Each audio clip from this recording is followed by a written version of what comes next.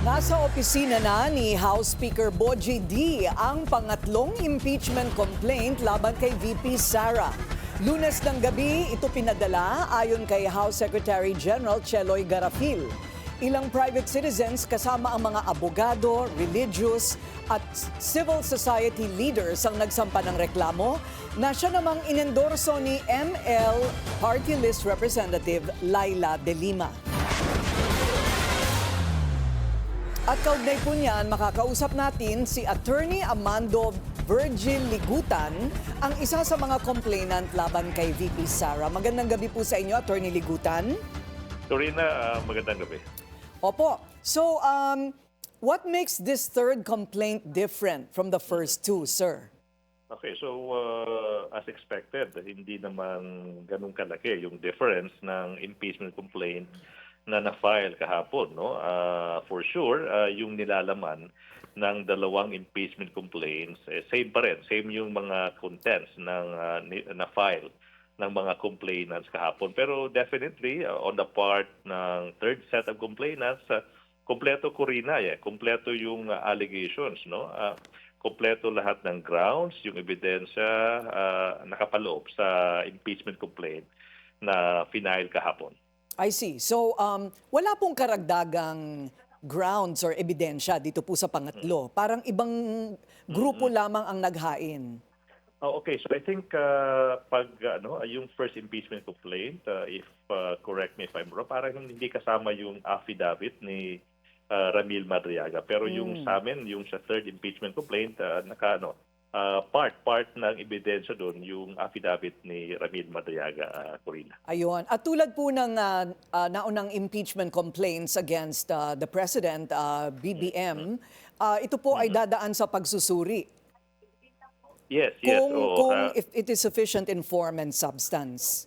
Opo. So I think we can confidently say na pinag-aralan lahat ng anggulo, lahat ng paragraph ng third impeachment complaint lulusot sa Committee on Justice when it comes to requirement as to form tsaka yung substance yung impeachment complaint. Definitely, we are confident in that regard, Corina. Okay, kahit po isa o dalawa lamang, ano po sa palagay ninyo ang pinakamalakas o matinding ebidensya laban po sa bise? Alright, alam mo yung pinakamalakas for me, yung threat, yung pagbabanta niya sa buhay ng presidente, ng House Speaker, tsaka ng at that time, no, tsaka yung First Lady, no. Kasi parang I've been telling the public, hindi normal yung event na yung Vice President tinithreaten yung buhay, no, ng ng President at the two others, First Lady tsaka House Speaker. For me, on that ground alone, Corina, the Vice President should be impeached and removed from office. Hindi normal. I think we are the only civilized nation in recent history where yung second highest official threatened to decapitate, sabi na, to decapitate the president. So for me, yun yung pinakamalakas. Yung pangalawa, yung mas komplikado pero malakas rin na ground, yung usaping confidential funds sa Corina. At ito ay nasa halagang, pag sinumatotal po lahat ng mga amounts, magkano po lumalabas? Alright, so 612,500,000 pesos yung breakdown, Corina. 500 million went to the OVP, tsaka yung 125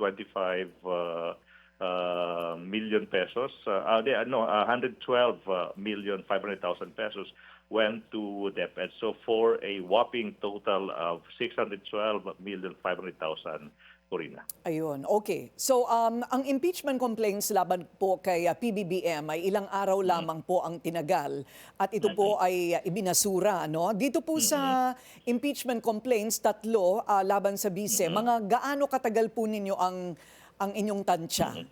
Yung yung tansya ko, definitely longer than yung period na na-spend sa pag-analyze yung impeachment complaints against the president. So I think pwedeng ma-exhaust yung 60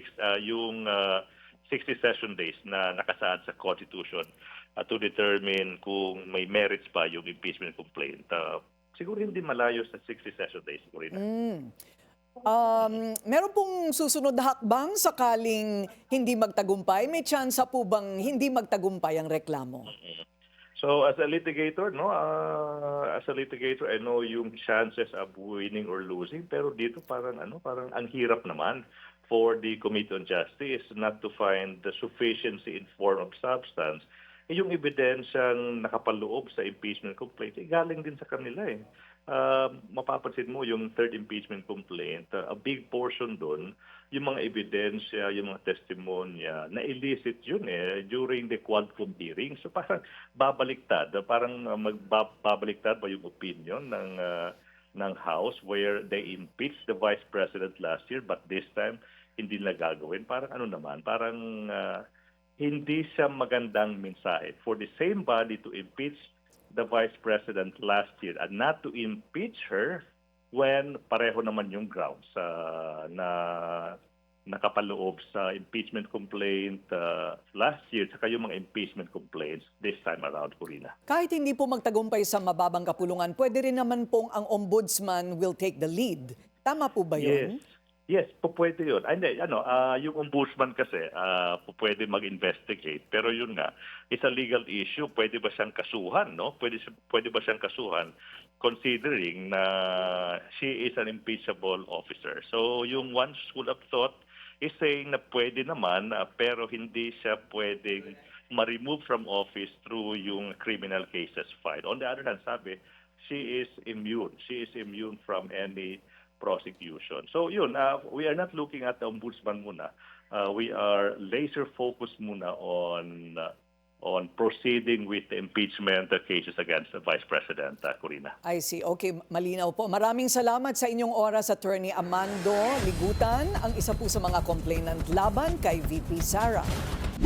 Manatiling nakatutok sa Bilyonaryo News Channel. Sumubaybay sa aming social media accounts at mag-subscribe sa aming YouTube channel para sa mga bago at eksklusibong balita.